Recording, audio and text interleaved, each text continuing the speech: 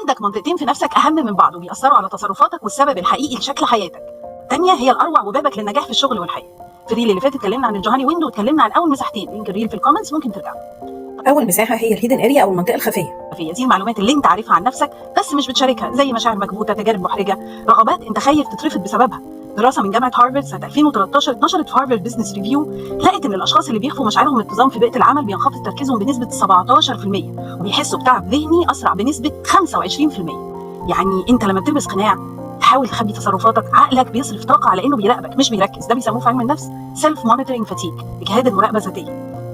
المنطقه الثانيه بقى هي الانون اريا، ودي اعمق منطقه فيك ودي المكان الاروع. دي لا انت عارف اللي جواها ولا حد تاني، بس هي مش منطقه فاضيه، مش فراغ، دي مليانه بحاجات لسه ما طلعتش، زي ردود افعالك في ظروف استثنائيه، قدرات ما اكتشفتهاش، جروح طفوله نسيها لكن مأثره عليك. دراسه من جامعه نورث ويسترن سنه 2015 لقت ان من 40 ل 60% من الاشخاص اللي دخلوا جلسات علاج نفسي اكتشفوا معتقدات عن نفسهم ما كانوش يعرفوها اصلا، وده غير قراراتهم في الحياه بشكل مباشر.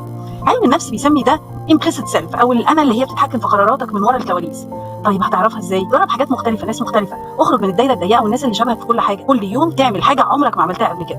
هتكتشف حاجتين، قد ايه انك بتكرر نفس الحاجات، بتروح نفس المطعم، بتطلب نفس الاكل، بتمشي في نفس الشارع، بتمشي في نفس الحتت في نفس الشارع اللي انت بتمشي فيه كل يوم. جرب طريق جديد، كيس سناكس مختلف، فليفر مختلف، مكان جديد للمصيف، لعبه جديده، هوايه مختلفه ما جربتهاش. ممكن تغيير بسيط يفرق في حياتك جدا. كل ما تكتشف عن نفسك اكتر النافذه بتتفتح والضباب بيقل. ايه اللي نفسك تكتشفه فيك ومش عارف توصل له؟ قول لي وهرد عليك في الكومنتس.